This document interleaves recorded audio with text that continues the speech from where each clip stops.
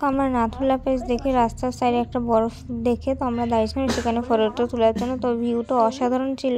আর তারপর আমরা আবার এক জায়গায় থেমেছিলাম যেখানে বরফ কিছুটা দেখা যাচ্ছিল। আর বরফের জল এতটা ঠান্ডা, তোমরা উপরে এসে অবশ্যই সেটাকে রিয়েলাইজ করবে। এবং দেখো আমি এখানে বরফের উপর দাঁড়িয়ে আছি, তাতে আমার পাটা অনেকটাই ফুলে গেছে। আর তারপরে খালি পায়ে হাঁটতে হাঁটতে আমি পাহাড়ের ওপরে যাচ্ছিলাম। দেখো কত ছোট ছোট পাহাড়, তার উপরে আস্তে আস্তে পা দিয়ে হাঁটতে ছিল, কারণ একটু কিছু হলেই পা পিছলে যাওয়ার সম্ভাবনা আছে।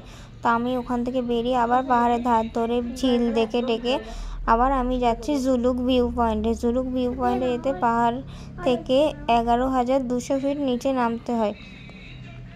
তো ওখানে যাওয়ার জন্য প্রচুর পাহাড়ের আঁকা বাঁকা পরাস্ত দেখতে। তো তোমরা দেখো ভিউটা জুলুকের ভিউ পয়েন্ট 32টা রো এখানে দেখা যাচ্ছে, তোমরা অসাধারণ লাগছে, তোমরা অবশ্যই এসো এখানে।